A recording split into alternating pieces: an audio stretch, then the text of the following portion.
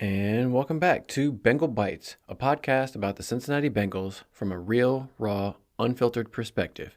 I'm your host, Derek. This is episode 27, the Week 12 recap against the Pittsburgh Steelers, which turned out to be a cold, damp, miserable 16-10 loss in Jake Browning's first start as a quarterback in the NFL, but this was also the Bengals' first game without star quarterback Joe Burrow at the helm.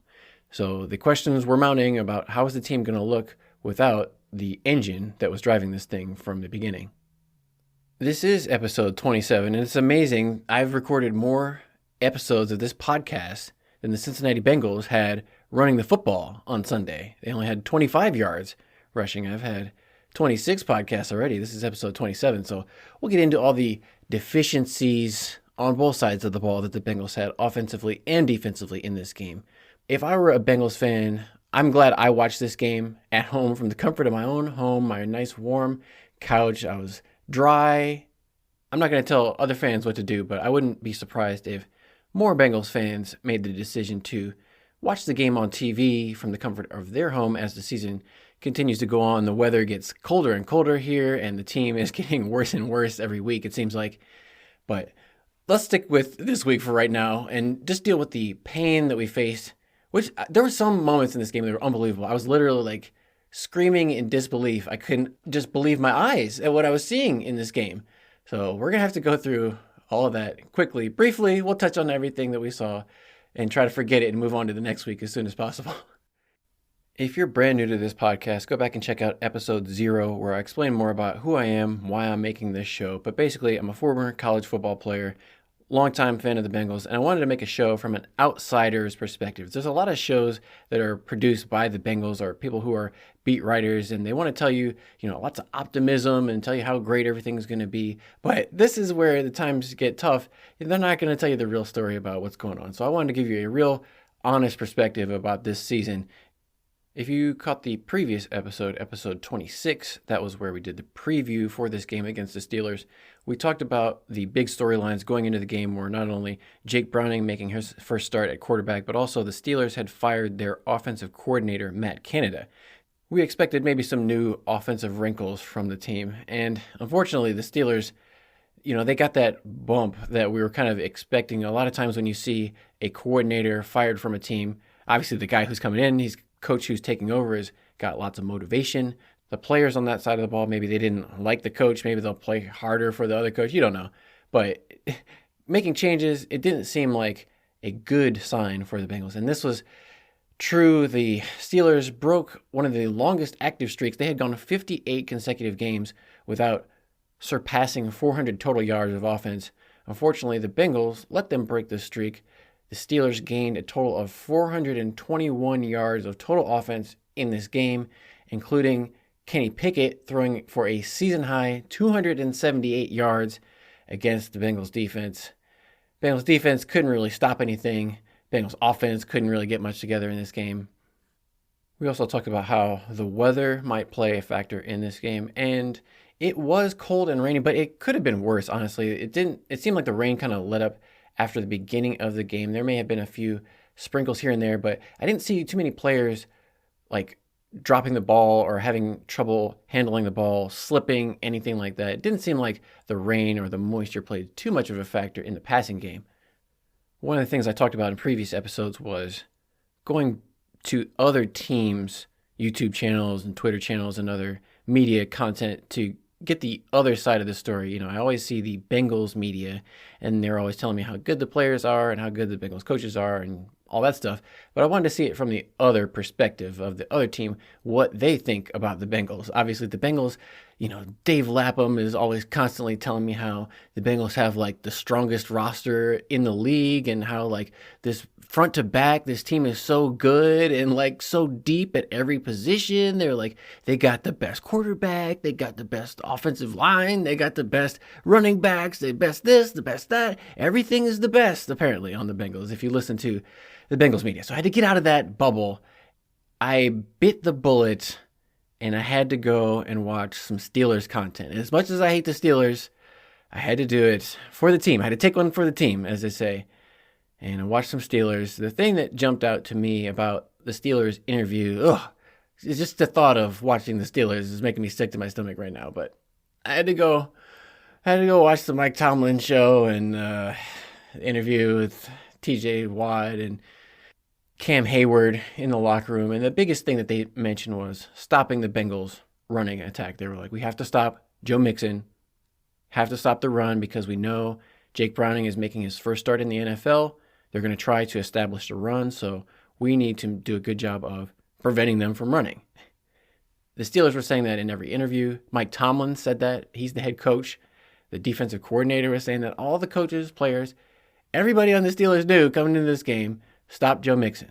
And that's exactly what happened in this game. Joe Mixon had 8 carries for 16 yards. So 16 total yards of rushing for Joe Mixon.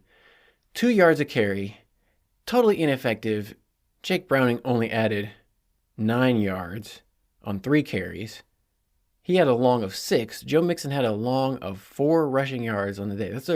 So their longest rush was basically on a QB draw by Jake Browning for 6 yards. Pitiful. I don't know what other words I can use to describe it.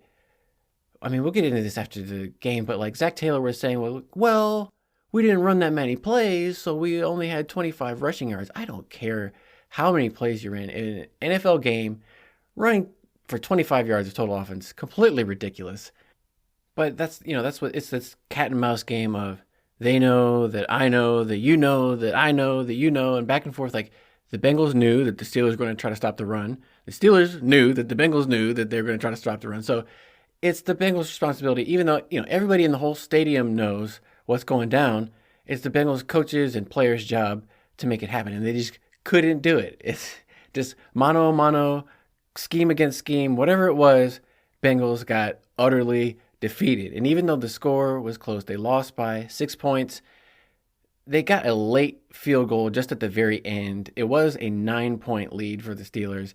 Honestly, the Steelers probably should have and arguably could have scored a lot more points in this game. They gained twice as many yards as the Bengals did. The Bengals were lucky that they forced a turnover by the Steelers in the red zone. Steelers could have had a lot more points in this game. Bengals were honestly lucky to keep it this close. And overall, I would say, even though they lost, this was about as good a performance as I would have expected from the Bengals in this game, honestly. I did not expect anything more than this. I thought they were going to lose this game without Joe Burrow. That's exactly what they did. Going forward, they're asking Zach Taylor, how are you going to keep the team motivated? I don't know. If I were a player on this team, I wouldn't be motivated. Like I said, if I were a fan, I wouldn't be going to any more of these games. I'd be selling my tickets. If, the next game at home is a Colts game, I would expect to see a lot more Colts fans in the stands, or just no fans at all. This game was not a sellout. This had 99%. There was 65,000 fans in attendance. That's a little bit below the maximum capacity, and I wouldn't be surprised if that was just like a fake number that they put out, and it was probably more like 95% attendance. But the point is, like, if you're a fan, you want to go with some expectation that your team is going to have a chance to win the game. And with this team, with this coaching staff, this game plan, and Jake Browning at quarterback, I don't have confidence that they can win any games. So if I were a Colts fan, I'd be buying up those tickets on Ticketmaster. It's a short drive from Indianapolis to Cincinnati. There's going to be a lot of Colts fans in the stands. But let's get into the game itself. This game was on CBS with Ian Eagle, Charles Davis, and Evan Washburn, meaning that they still got a couple of competitive teams because those are some of the better announcers for CBS. Bengals came into the game at 5-5, still 500, and Steelers came in at 6-5.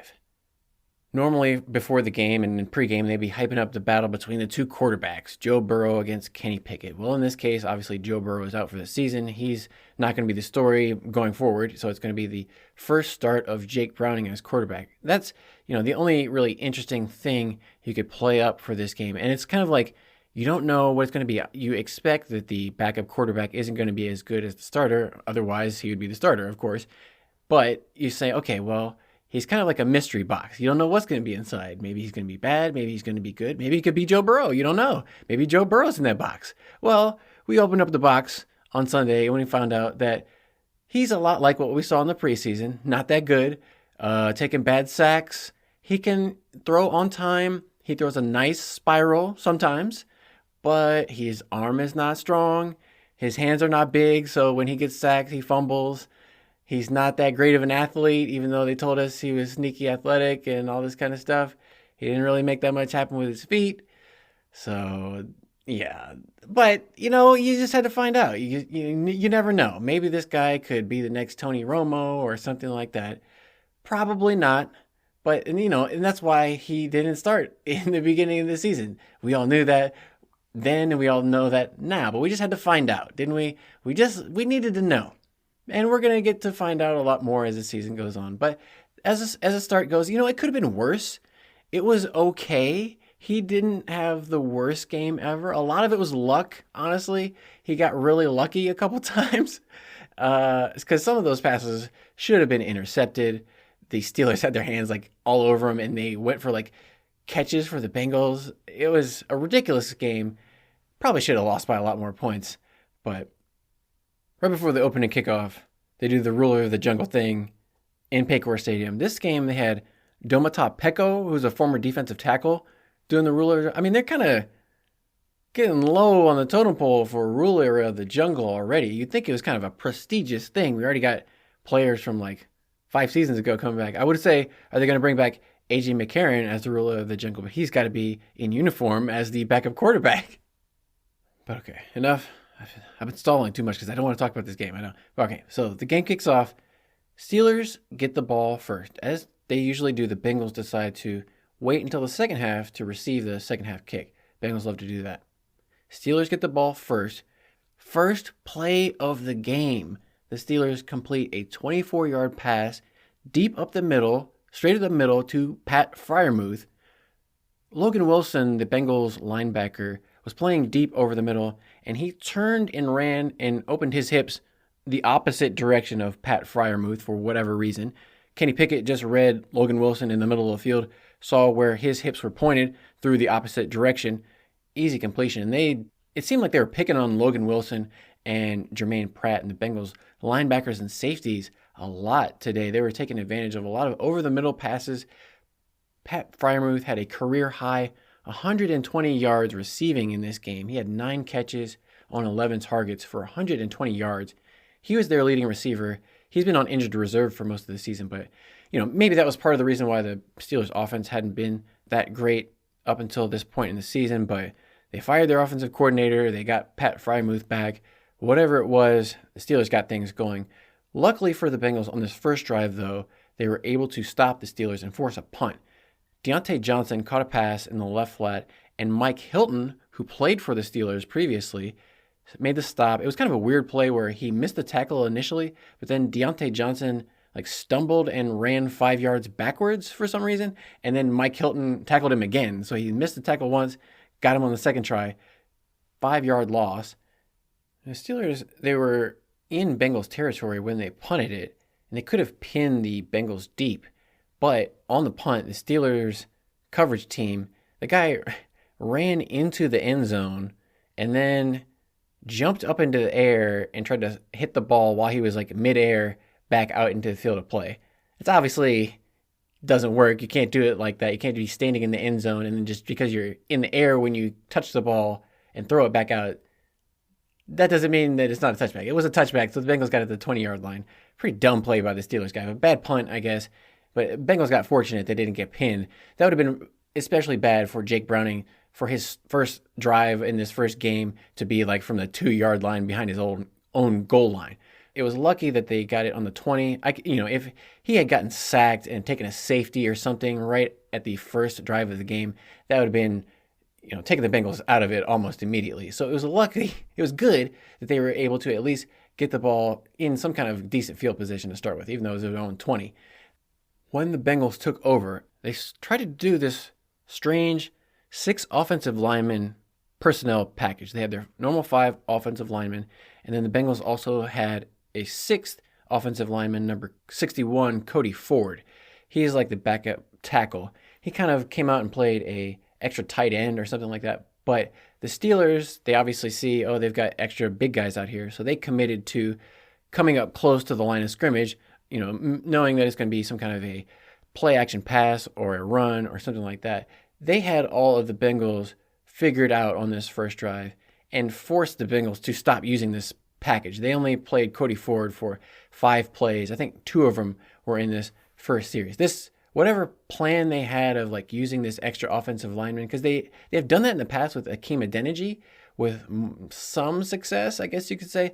But Cody Ford is like totally immobile. He's not able to move at all. I mean, he's not any different than most of the Bengals offensive linemen, honestly. Like, Bengals have one of the least athletic, slowest, least mobile, agile offensive line groups in the entire NFL. They're all kind of, unfortunately, built this way. So Cody Ford, he can't really do anything. He was okay, but the Steelers had like 10 guys stacked into the box. They call, how many guys do you have in the box? If it's a light box, there'd be like 6 defenders close to the line of scrimmage inside the tackle boxes. The Steelers were putting 8, 9 in on the first play or the second play of the game. The Steelers had 10 guys inside the box. They literally all packed in, and then one safety was back deep. But pretty much as soon as the ball snapped, the safety came down because he saw it was a run play. Safety came down. Steelers basically had 11 guys, their whole defense, all within 5 yards, ready to tackle Joe Mixon as soon as he got the ball. Obviously, that only went for a 3-yard gain. The next play, TJ Watt beat Jonah Williams around the corner, strip sack on Jake Browning for a 6-yard loss. This is a play where the Bengals, the Bengals' plan was weird on offense because on the one hand, they knew that they had to protect Jake Browning. So they left all these extra guys in to protect him. But when you leave all these extra guys in to protect, like Irv Smith Jr. and Drew Sample, they're 2 tight ends, that just means they only had 3 wide receivers running downfield to get open. And the Steelers had lots of guys to cover them. Jamar Chase was obviously double covered. Tyler Boyd, not open. Andre Iosivas, not open. And so they just didn't have anywhere to go with the football. Jake Browning was standing back there, sitting duck, didn't have any way to get out, couldn't scramble. TJ Watt beat 2 Bengals blockers. He went past Irv Smith and he went past Jonah Williams. After about 5 seconds, he finally got to Jake Browning and sacked him for a strip sack. I mean, Jake Browning has to know, 5 seconds. You can't be standing back there with 5 seconds and not expect TJ Watt to come in and strip sack you. So a little bit, it's his first series of the game. Maybe he was getting used to the speed of the game.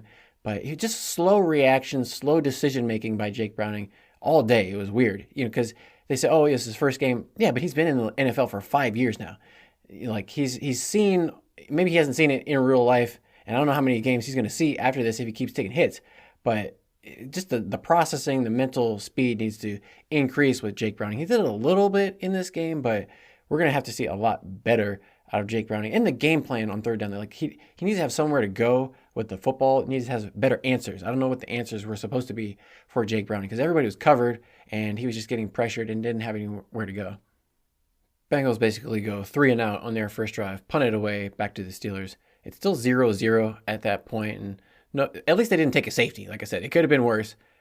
The strip sack, the ball was out there. Jonah Williams picked up the ball, tried to run with it. He didn't get anywhere. But, the Steelers could have fallen on the ball right there, running into the end zone. Who knows? Again, fortunate for the Bengals that it wasn't worse. Could have been worse.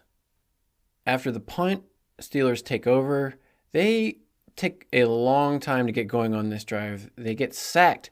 Trey Hendrickson gets a nice 8-yard sack on a 1st and 10. That moves them back. But then Steelers, 3rd and 13, complete a 29-yard pass, again, deep over the middle to Freiermuth. Picks up another first down, gets it down to the Bengals' 33-yard line. And already early in the game, we're hearing these Muth chants, which is, you get the terrible towels in Paycor Stadium. You got the fans chanting Muth. It's kind of like how when we went to Tennessee and T caught some passes, you could hear some T chants coming from the crowd. But T's from Tennessee. His name is in like that Titans stadium. So he was like the Tennessee Mr. Football a couple times.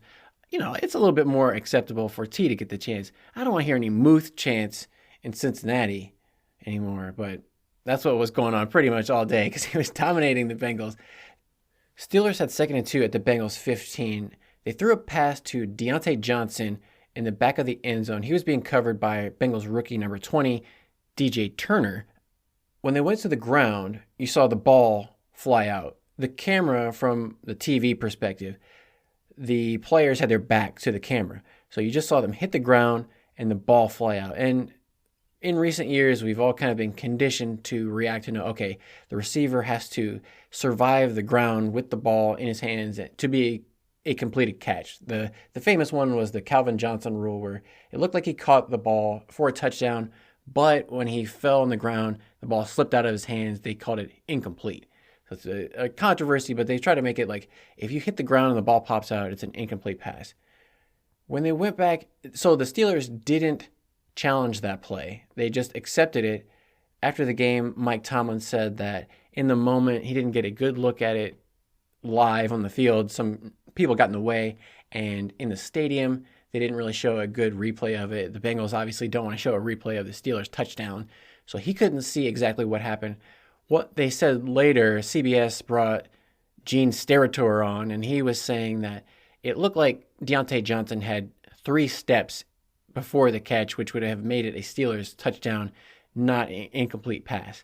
Very fortunate for the Bengals, because what happened was instead of a Steelers touchdown, on the very next play, the Steelers tried to run. It looked like Jaylen Warren, number 30 for the Steelers, was going to get tackled. Then all of a sudden the ball pops out, and it was a lot of players were kind of standing around, like not exactly knowing what was going on. One of the Bengals picks it up. DJ Turner, the guy who just made the play in the end zone, he picks it up, and we know he's fast. He can get out the gate and score for a touchdown, but he gets tackled by one of the tight ends, Little Hayward for the Steelers. He couldn't get that far. But on the replay, we can see Zach Carter, number 95 for the Bengals. He was kind of getting blocked, and he was already like on the ground, but he just kind of poked his head up, saw that the ball carrier was right in front of him, and punched his hand out at the ball. He was like, Zach Carter was on his knees already, and just had enough time to punch the ball out right as Warren was falling to the ground, but not having any knees on the ground. So he wasn't down yet. It was like just, inches away from being down, but Zach Carter got the fumble. And then they showed Deontay Johnson, the wide receiver, who had just had the incomplete pass in the end zone. On the play, he just stood there. A lot of people were showing this on Twitter. Deontay Johnson was just standing there, not moving at all when the ball was snapped, just kind of turned his back away. Even when the ball was fumbled, he didn't go for the ball, didn't try to make a tackle at all, didn't even run. Like, he just stood there the entire time. So that's a good way to get benched in the NFL. I know Deontay Johnson is a very talented player, but if he wants to continue playing in games and not getting traded or cut, he should probably try harder, because Mike Tomlin is not going to tolerate that kind of stuff. I'm glad he's not on the Bengals, though. That's the one thing that I'll say about Zach Taylor is you don't have too many guys who would put out like no effort in a game like that and just be completely embarrassing and not show any kind of accountability afterwards. There are also some rumors going around about Deontay Johnson like fighting with his teammates, Micah Fitzpatrick, and some of the coaches. So it sounds like Deontay Johnson might just be a pain in the ass in general. And I'm glad that the Bengals don't seem to have any players like that on the team. I would prefer that they have players who were good and who could help them win. I don't want them to lose games but have Mr. Nice Guy all over the place. But you don't want to have a bunch of a-holes on the team either. Even though they gave up yards, it was the bend but don't break. They forced the turnover in the red zone, denied points. Huge moment in the game. Gave the ball back to the offense. And first play, Jake Browning completes an 11-yard pass over the middle to Jamar Chase. Pretty tight coverage. Jamar Chase did a good job of out-muscling the defender and getting in front of the ball before the free safety could come down and make a hit on Jamar. After the first quarter of the game, we would see the Steelers' free safeties kind of timing up Jake Browning's passes a little bit better, figuring out when to start jumping the routes. Initially, they're kind of a little bit slow. Maybe they're not used to his timing on throws and stuff like that. But once they got a feel for Jake Browning and when he was going to release the ball, started seeing the defenders for the Steelers make a lot more contested plays and tipping the passes. But this was a good completion. Unfortunately, this drive kind of stalled out. They got to a 3rd and 5 after a couple of short runs by Joe Mixon. Again, where just totally ineffective. 2 yards, 3 yards, where Cody Ford, extra offensive lineman, is in the game, and they still can't get more than 2 yards. The plan obviously was to run, and they just couldn't do it. They got to 3rd and 5. It's 3rd and manageable, but Tyler Boyd, the veteran receiver, gets a false start penalty. It looks like it was close. TJ Watt and Alex Highsmith, the Steelers' defensive ends, looked like they were offside, but Tyler Boyd flinched at the same time. They called false start on the Bengals. That made it 3rd and 10. They completed a 6-yard pass to Irv Smith, but well short of a first down. They had to punt it away. Just this kind of play call, like, it's already 3rd and 10, and Jake Browning took a really deep drop. So he's like 20 yards behind the line of scrimmage. By the time he throws this pass, it's obvious it's almost like a screen to Irv Smith out into the left flat. All the receivers are just kind of running clear out routes. I guess they think Irv Smith might be able to break a tackle and make a play on these guys, but the Steelers, they tackle Irv Smith in open space without any problems. The Bengals don't have the kind of playmakers outside of Jamar Chase who can just single-handedly break a bunch of tackles and get first downs on their own. They need some better schemes, some better throws. I don't know. But Bengals didn't end up doing anything. They punted the ball away. Steelers took over for their third drive, still 0-0. Steelers' first play of the drive, Najee Harris, the Steelers running back. It looks like the Bengals have him stopped for a short gain. Then all of a sudden, he's still standing. They don't blow the whistle. Guys are still moving. All of a sudden, Najee Harris busts out of this pile of guys, gains 20 more yards. It's like the Bengals didn't have him wrapped up, didn't tackle him. Nobody really committed to tackling him, or I don't know what happened. All of a sudden, 20-yard gain out of nowhere. Later in the drive, Steelers complete a 39-yard pass deep down the right sideline to Deontay Johnson over DJ Turner. Good pass by Kenny Pickett. We did see some good passes, a few misses out of Kenny Pickett, but overall he was pretty accurate throwing the ball deep down the field, 20-plus yards. But again, Bengals defense does a pretty good job of stopping the Steelers, forcing some incomplete passes and no gains on short runs, force a field goal from Chris Boswell from 41 yards. Steelers go up 3-0. And at this point, there's about 13 minutes left to go in the second quarter. Bengals receive the kickoff, and one of the big plays of the game was Travion Williams, the running back. He returned the kickoff 46 yards to the Bengals' 47-yard line. That doesn't go down in the total yards for the team's statistics, but that's a big play.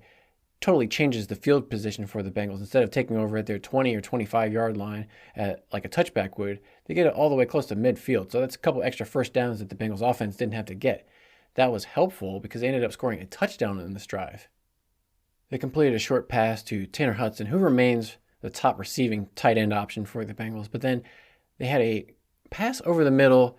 It got tipped at the line of scrimmage. One of the linebackers or nickel cornerbacks jumped up in front of the ball, tipped it, but Jamar Chase, who was the intended receiver, ended up catching the deflection. It got popped up in the air. You're thinking, oh no, here comes an interception. But Jamar Chase was luckily right there to catch it and run. He outran a lot of defenders around the right sideline to pick up 31 yards on the play.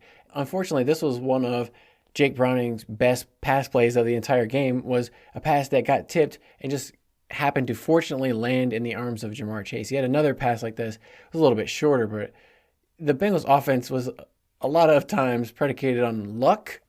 But on this, I will give them credit. They utilized the Drew Sample out of the backfield when nobody's expecting it play. They got a 2nd and 5 on the Pittsburgh 11. Swing pass to Drew Sample. They had Mitch Wilcox blocking out in front. And unfortunately for Mitch Wilcox, Drew Sample, he didn't even try to make any moves or juke out of the way. He just ran right into the back of his own teammate and straight into the end zone. So it's whatever you got to do to get in there and score a touchdown, go ahead, Drew Sample. But it's just one of the ugliest looking touchdowns you'll ever see. Just a guy catching it and then just running straight into the back of his own teammate for the end zone. Oh, God.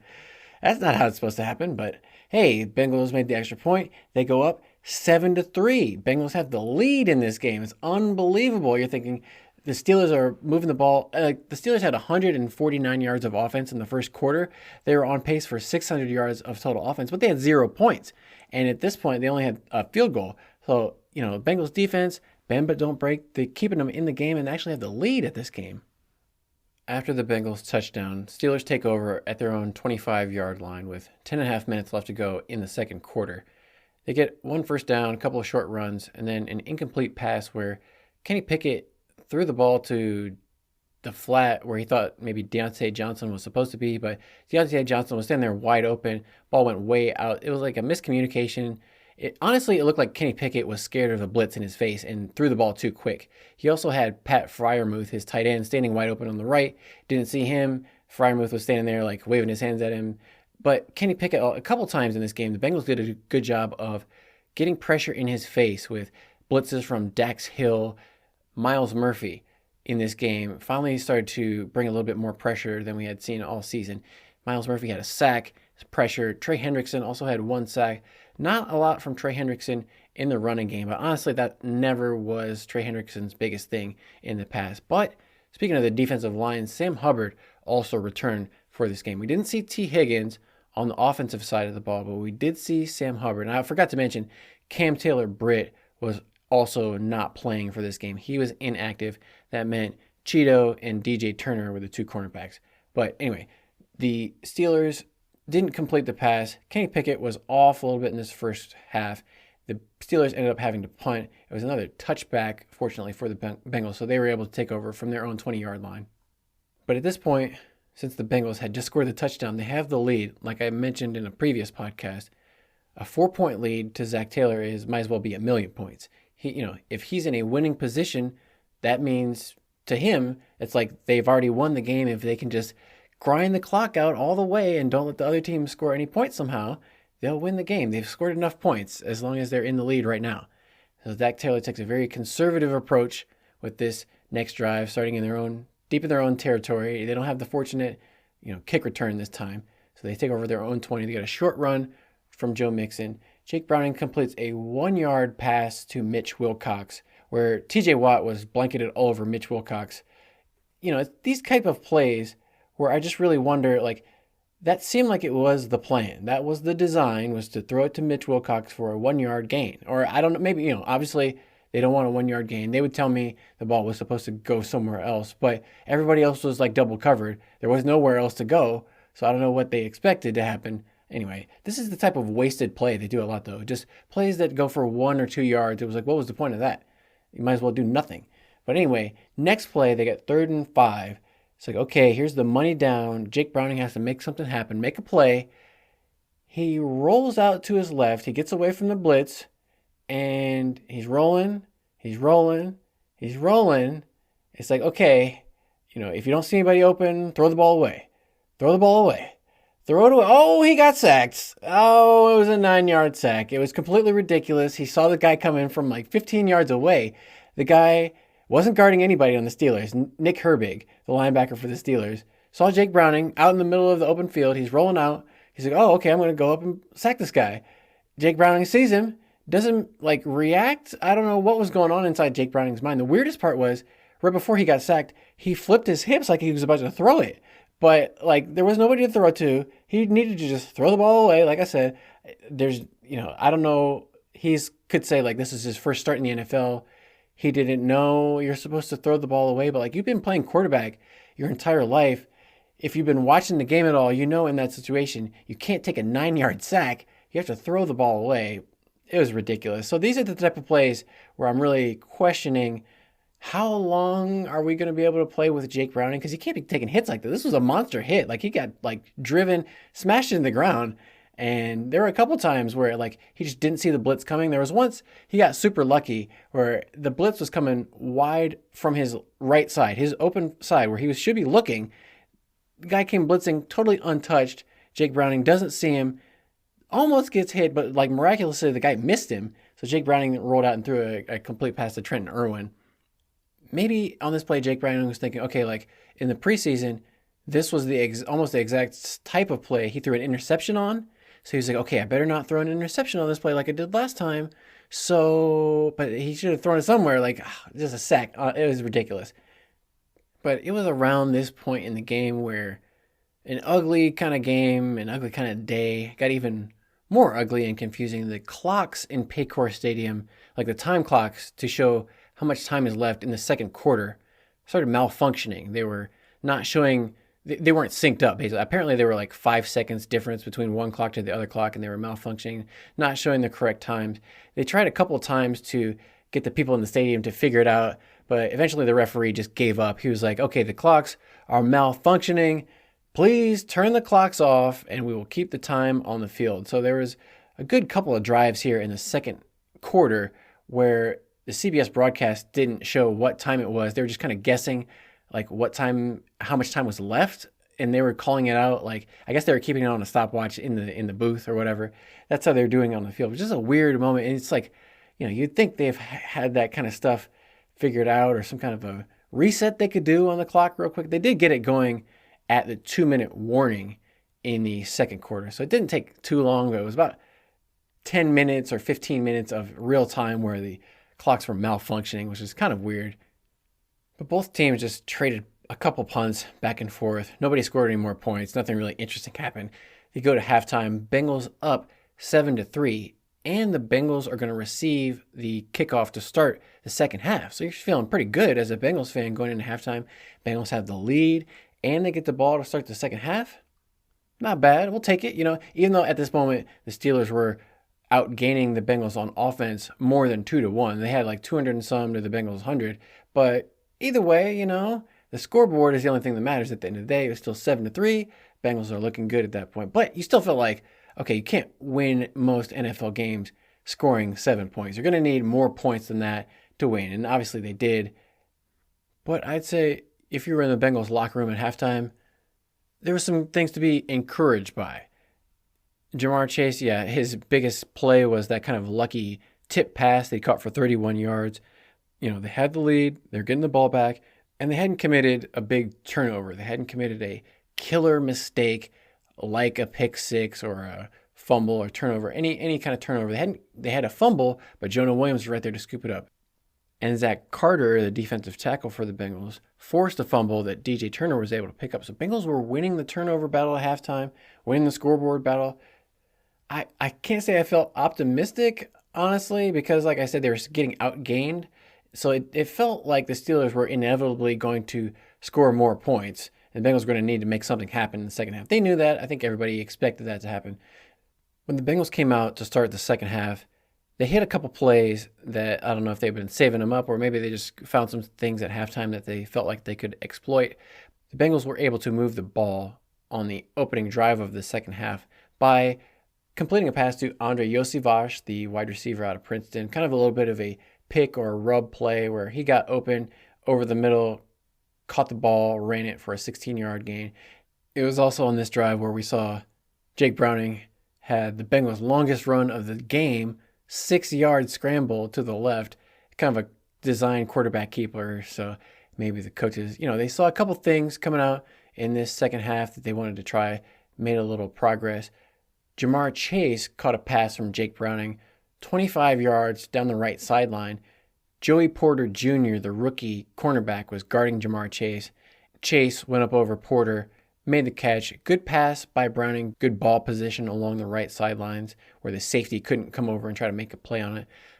We saw the Bengals maybe going after Joey Porter Jr. a little bit more than Patrick Peterson. Patrick Peterson's a Hall of Fame cornerback. Joey Porter Jr. is a rookie just getting started in the NFL. So if I were the Bengals coaches, if Jake Browning is making his first start as a quarterback in the NFL, if you have a choice between throwing at a Hall of Fame cornerback in Patrick Peterson or throwing at a rookie in Joey Porter, I would obviously pick the rookie. I don't care if it is Joey Porter Jr. It looked like maybe the Bengals were going to get a little bit of something going. They were in the red zone after that 25-yard pass to Chase. They had it on the Steelers 20. Short pass to Irv Smith Jr. Only got 2 yards, but right after this pass, Jake Browning, he kind of threw like a 3/4 angle with his arm. So they were talking about, Jake Browning's got these new arm angles that he's breaking out now, and talking about how he did all this training in the offseason. They were really like, Jake Browning completed like a couple passes in a row. They were really like, let's bust out the Jake Browning material. Obviously, the announcers jinx. Right after mid-sentence where they're going on about Jake Browning, he throws a horrible interception that gets picked off by the Steelers. Number 17, Trenton Thompson. Jake Browning, after the game, said he just misread the coverage. Pre-snap, it looked like it was going to be cover 3, but so let me back up. So Ja'Marr Chase was spread out wide to the left. He had a cornerback playing way off of him, very soft. Jake Browning said that he assumed it was cover 3 and that Ja'Marr Chase was going to have a lot of cushion, so he could just complete an easy pass to Ja'Marr. He's like, we're already at the 20-yard line. We've got points. It's 3rd and long. I think it was 3rd and 7 or 3rd and 6 at that point. So 3rd and long. He wanted to try to get the ball to Jamar, but not do anything downfield that would, put the ball up for grabs to like a safety or something. So he thought this was going to be the safer play. What he didn't realize was, like the Steelers had been doing a lot of the day, shifting their coverage at the snap. So they'd show one thing and disguise it and then play another coverage. Like every team does in the NFL. This is maybe because Jake Browning hasn't been playing every game. He's not used to this kind of thing. But every NFL team does this. They'll show you one thing before the snap and then play a different coverage because they know that you're running your plays based off what they think your defense is going to be. So you got to try to trick the offense into thinking that you're going to play one defense, play another. That's exactly what the Steelers did. They had their nickel cornerback who was playing kind of inside. He just they call it buzz out to the flat. So he's reading the quarterback's eyes, standing there in his zone, and he's widening out to the sidelines. His widening naturally took him right to the football, right where Jake Browning threw the ball. Easy interception. It was lucky that it wasn't returned for a pick six. Jamar Chase made a good play to tackle Trenton Thompson and prevent a touchdown, because if he didn't make the tackle right there, could have been an easy walk-in touchdown for the Steelers. Nobody for the Bengals was going to have any kind of a chance to make a tackle on that play. So a great play by Jamar Chase just to prevent a touchdown. Unfortunately, Jamar Chase's efforts were kind of just delaying the inevitable, because right after that, the Steelers took over at their own 21-yard line. They went on a 15-play, 79-yard drive that took almost 8 minutes off the clock in the third quarter. Steelers did a pretty good job of mixing both runs and passes. They weren't totally one-dimensional like the Bengals tend to be. They were able to run the ball effectively with Najee Harris and Jaylen Warren, and they involved their tight end, their wide receivers. George Pickens caught some passes. Pat Freiermuth caught some passes. Myles Murphy, the Bengals rookie defensive end, did end up getting a sack. I think he was in for Trey Hendrickson. They were kind of using Myles Murphy on both sides, which was interesting. Normally, they had Myles Murphy subbing in for Sam Hubbard, but since Sam Hubbard was back and active for this game, Myles Murphy was kind of subbing in for both of them, which is good. You want to have versatility for Myles Murphy. And, Trey Hendrickson, he's always on the right side. Sam Hubbard's always on the left. If Myles Murphy could play both sides and play them effectively, that would really be, I'm not going to say like Myles Garrett where you could just move him all around, but that's just going to make Myles Murphy that much more versatile and dangerous in the years coming forward. And I think kind of like how Nick Scott was replaced by Jordan Battle, and that continued in this game. Jordan Battle played the starter reps. He got about 80% of the reps, and compared to Nick Scott's 20% at safety. So even when Nick Scott was in the game, he wasn't making good plays either. So we're going to see more Jordan Battle, and we're probably going to see more Myles Murphy at the substitute defensive end instead of Joseph Osai and maybe even Cam Sample. Cam Sample's been around for a couple years. He's made a few plays here and there, but I think they want to give Myles Murphy the opportunity because he was the first-round draft pick. Steelers had first and goal at the Bengals' 5-yard line. They ran a sweep around the left with Najee Harris, goes in for the touchdown with the flag down on the play. It looks like number 80, the rookie Darnell Washington for the Steelers, huge, like 6'8", 275-pound tight end. He is called for holding on Jermaine Pratt, the Bengals linebacker, number 57. Looks like Washington has his left arm wrapped around the back of Pratt, and he's grabbing some jersey. They call a hold, but they pick it up. They say, actually, no flag on the play. Touchdown stands is called. And obviously, all the Bengals fans are losing their minds in the stadium, on social media, everywhere. Oh my God, how could they pick up a flag? It should have been a hold, blah, blah, blah. Yeah, maybe. But, there's holding on every play. Like, every play has holding. You can call it or not call it. It's kind of a subjective play. I would probably say in this situation, if you look at both angles, Jermaine Pratt was also holding the Steelers player. They were both kind of holding each other. It was kind of like a dual hug. They were just kind of in space, hugging each other. Neither one was really moving or letting the other one go. You could say it was holding on both of them or neither one. So I think they opted just for we're not going to call holding on either one of these guys because they were both kind of holding each other. Touchdown counts. Steelers take the lead at this point, 10-7. Bengals are down by 3. They've got plenty of time to come back, but they need to get some points. Bengals respond, not ideal. They have an ugly drive. 8 plays, 22 yards, was marred by a lot of penalties. They had a holding penalty on Irv Smith Jr. on one of these. They completed a pass on 2nd and 16 for 14 yards, which is another one that was tipped across the middle. Should have been intercepted, but miraculously landed in Jamar Chase's hands. He ended up getting 14 of those yards back. Then they get another 10-yard penalty on 3rd and 2, where they try to do a wide receiver screen, but Tanner Hudson gets called for offensive pass interference. He's blocking before the catch. I don't know, bad design. You have to know the rules and coach up the players better about when to block or what not to do. But anyway, the Bengals get penalty, and then they take another 6-yard sack to move them back even further. Ended up punting again. So nothing on that drive. Just kind of a disaster drive to end this third quarter for the Bengals. They punt the ball away. Brad Robbins gets off a 41-yard punt to the Steelers' 32. Steelers get called for holding, moves them back another 10 yards. But again, Brad Robbins, 41-yard. I think his long punt of the day was 44 yards. Not a lot of boomers out of Brad Robbins. Taking a bit of a step back. Maybe it's the cold weather, keeping the ball down. But 41 yards. He does get the hang time most of the time. A lot of huge returns for Brad Robbins, but he's not exactly got the biggest leg in the NFL. Steelers take over for their drive, and they actually get a similar penalty of offensive pass interference that moves them back to a 1st and 20. The Steelers pick up a few yards back to get it to a 3rd and 8. So 3rd and long, Bengals defense, you feel like that should be a pretty good situation for them. Unfortunately, Kenny Pickett goes back and throws it up deep. I'm like, whoa, what? Throwing it deep on 3rd and 8? Well, they had George Pickens in the slot on Mike Hilton, one-on-one in man coverage. So that is not, George Pickens, like 6'3", 6'4". Mike Hilton's like 5'9", not the fastest guy. So it was an easy completion. They had missed previously on a pass to George Pickens on the left sideline, just out of his reach. And he had gone out of the game it looked like he just got the wind knocked out of him for a few plays, but he came back in. He was obviously fine on this play. Completed a 43-yard pass, picks up the first down.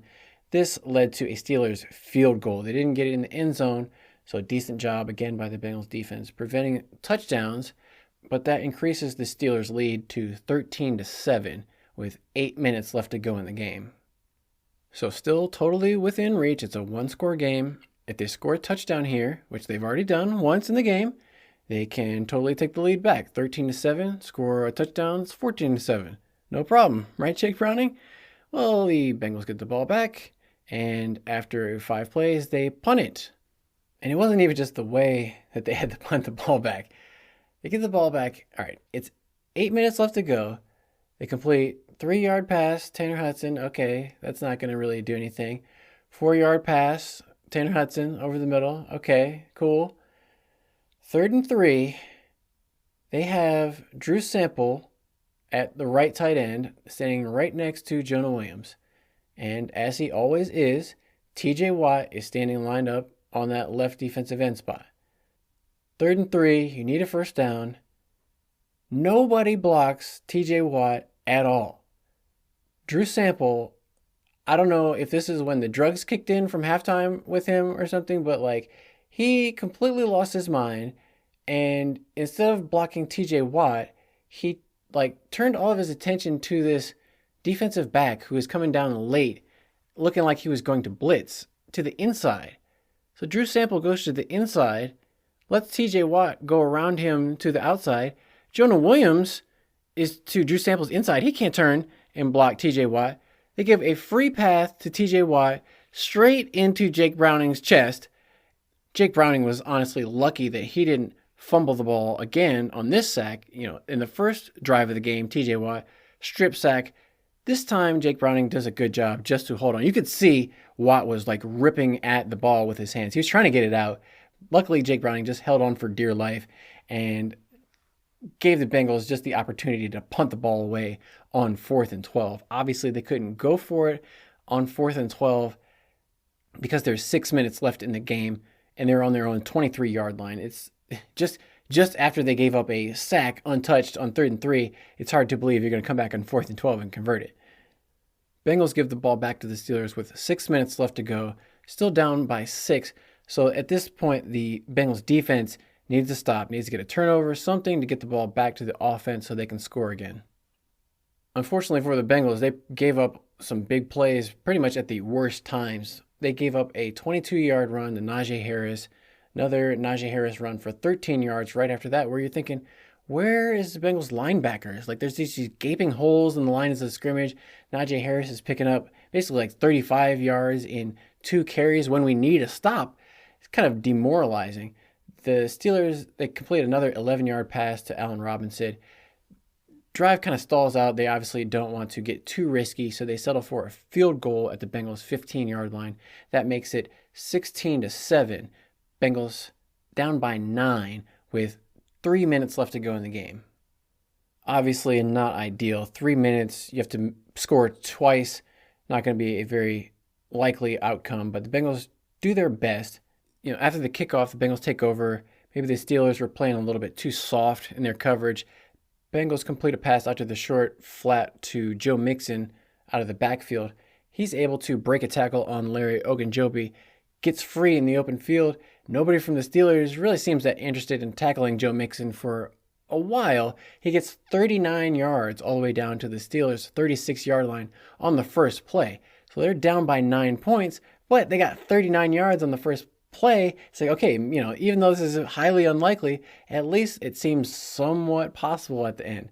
Bengals end up getting a field goal. They had 2 incomplete passes, couldn't get anything going to get a touchdown, so they decided to settle for a field goal right before the 2-minute warning. They didn't have a lot of timeouts, but they're trying to conserve as much time as they could to give themselves a chance.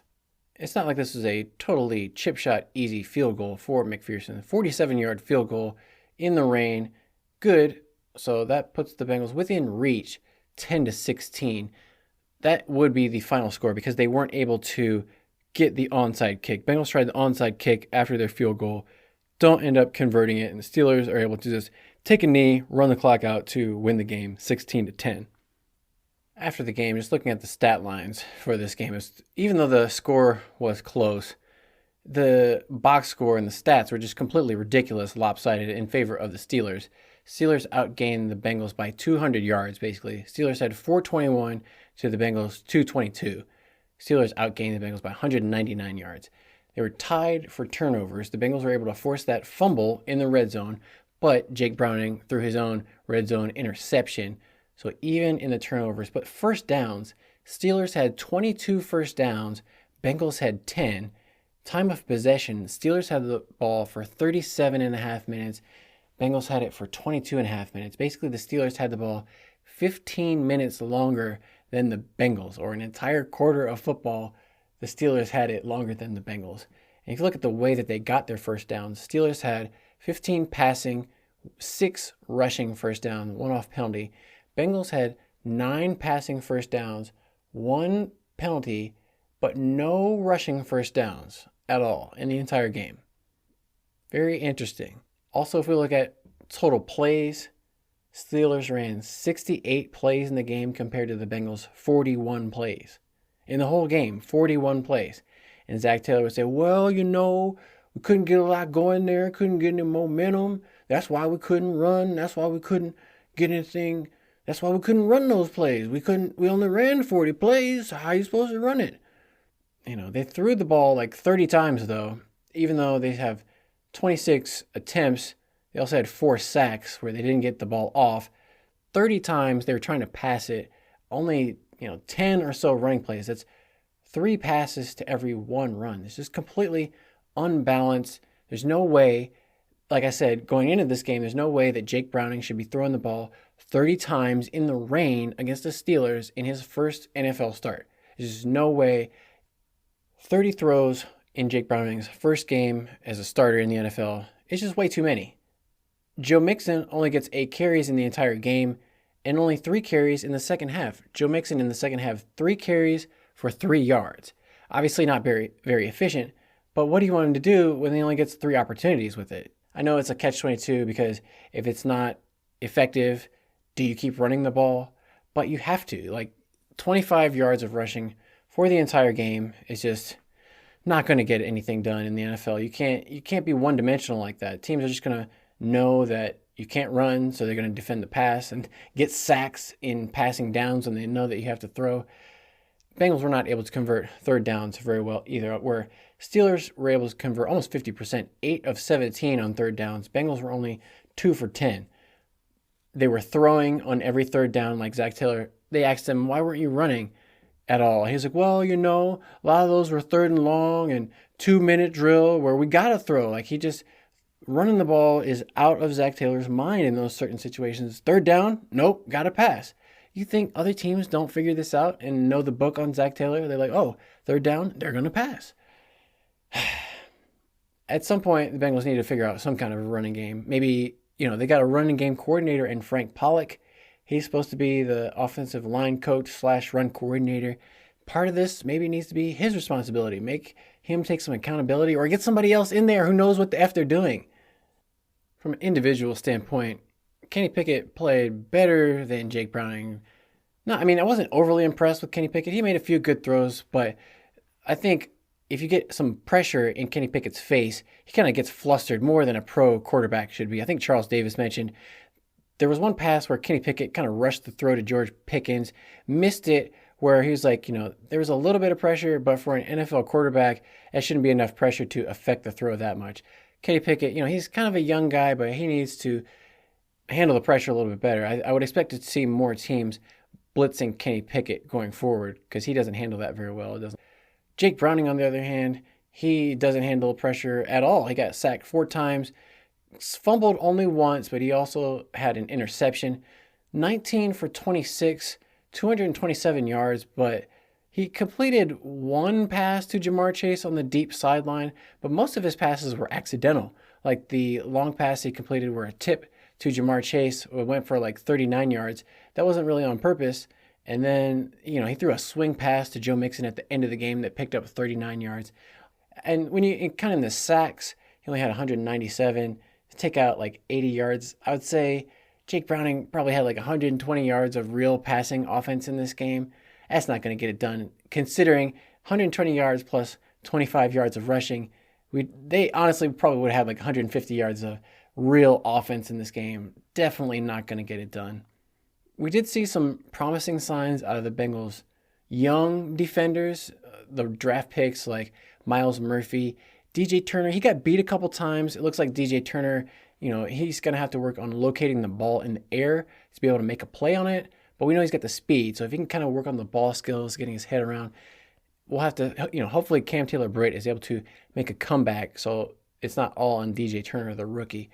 But he made some good plays. Jordan Battle, 8 tackles, 3 solo. He came up and made some good tackles on Najee Harris. I didn't see him giving up too much in the passing game either. The fact that Jamar Chase only had 6 targets, 4 receptions for Jamar Chase on 6 targets, not enough. And again, Zach Taylor is going to say, well, we only ran 41 plays, can't give Jamar the ball on everyone.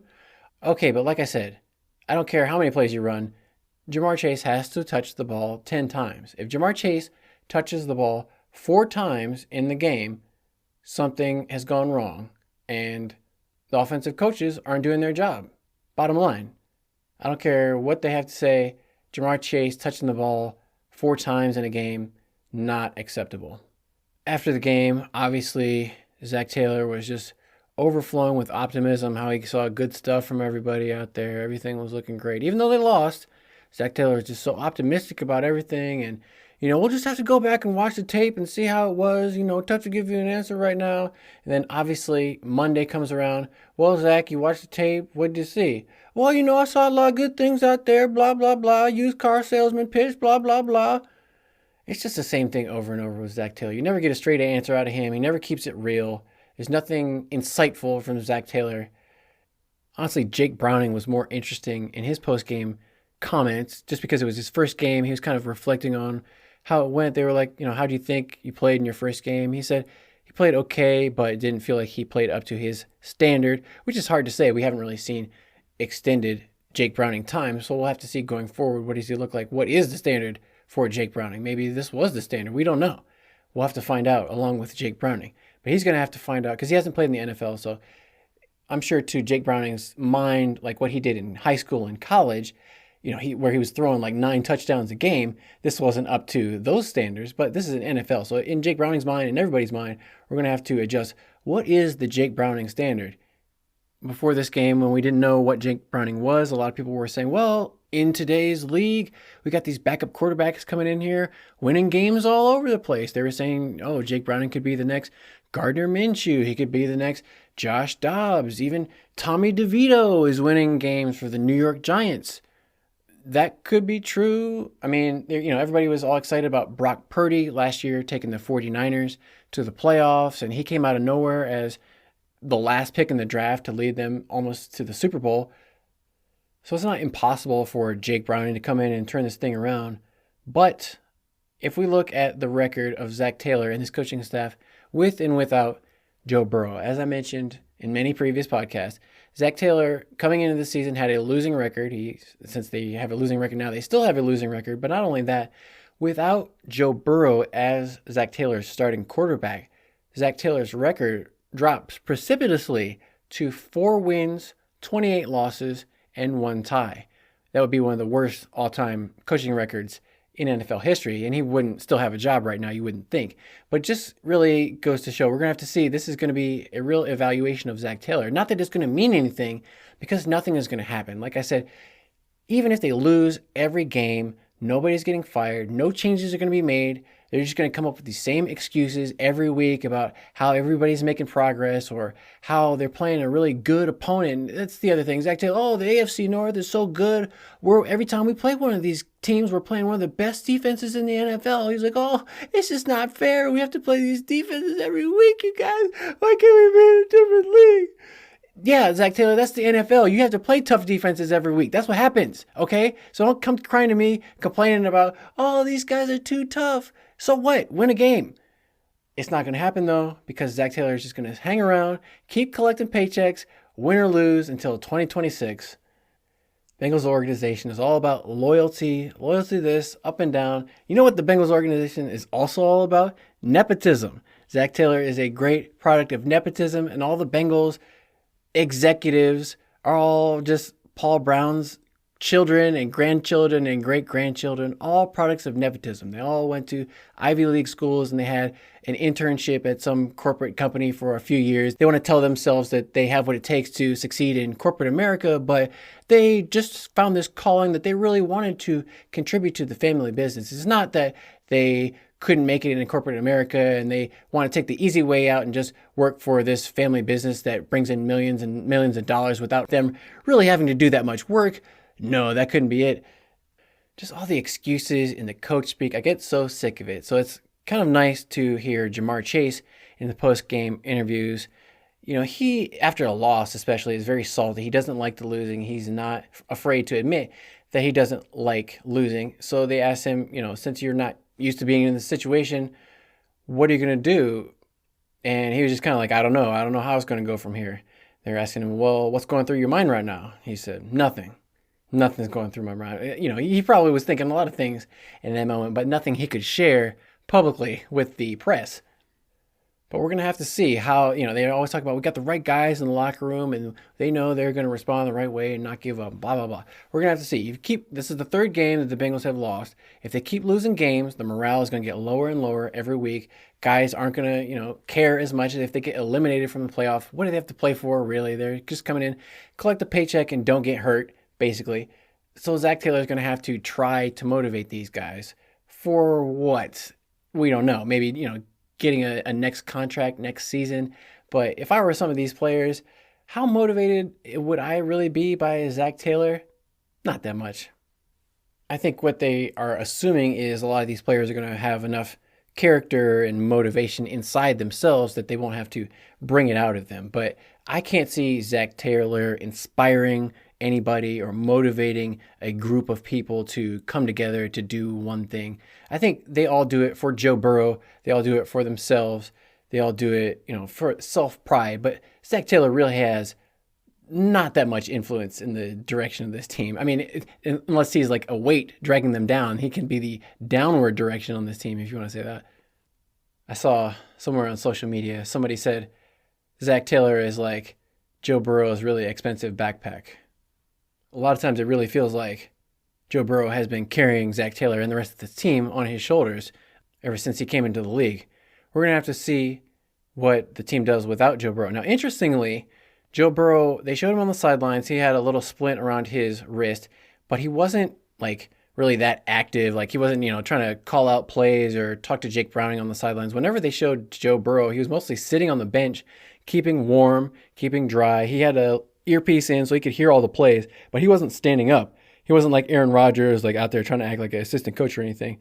Joe Burrow was not interested in being a cheerleader in this game. He looked very like dour and sullen. He didn't really look like he enjoyed being on the sidelines watching a game. That's really not Joe Burrow's style. I think maybe, it really kind of aided him that he couldn't be out there on the field helping his team, but we're not probably going to see a whole lot of Joe Burrow from here on out. He's not going to do any more interviews, no more press conferences from Joe Burrow.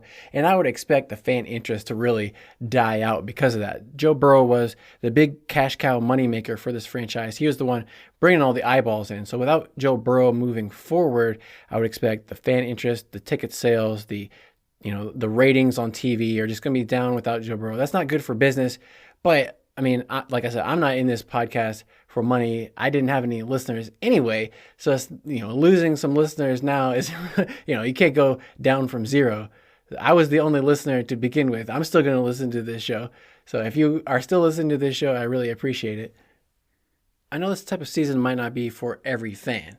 A lot of fans are kind of fair weather fans. If their team is winning, they get all excited and jump on the bandwagon. Then if the team loses, they say, oh, I don't want to pay attention. They go do something else. Don't pay attention.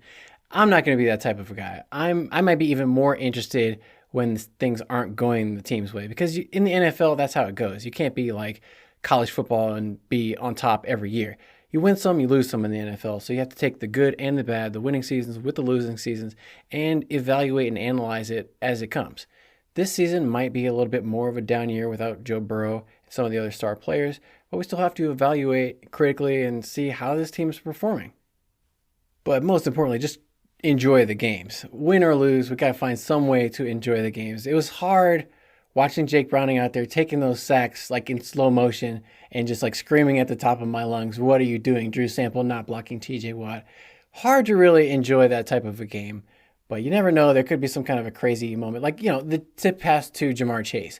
Unexpected, big plays that probably shouldn't have worked, but they did somehow. Maybe we could get some kind of a game like that going forward. I wouldn't expect a whole lot of wins, but we'll have something to talk about. We'll be back next episode with the Week 13 preview, where the Bengals go to Jacksonville to take on the Jacksonville Jaguars, who are leading the AFC South right now. So the Jags... This would have been a big matchup of Joe Burrow against Trevor Lawrence, the two-star number one overall picks in the draft. Unfortunately for ESPN, they're going to have Jake Browning against Trevor Lawrence. Not quite the headline matchup they were looking for, but I guess they can't flex, or maybe they just decided not to flex the Bengals, or I don't know if it was too short a time, but they definitely don't want to have Jake Browning in prime time if the NFL could help it. But hey, sometimes stuff happens. You got to put Jake Browning on Monday Night Football. So we'll have to see how that goes. At least it's not a home game, not the game that I went to. Like, at least it's an away game with Jake Browning in prime time. That would suck for Jacksonville Jaguars fans. Before I go, don't forget to subscribe, turn on ratings, notifications, all that kind of stuff. Leave a comment. Let me know what you think about this show. I'm always looking for ways to improve it and make it better for you, the listener. So anything I can do to improve, let me know. Until next time, I'm going to leave you with a hoo-day and stay hungry for more Bengal Bites.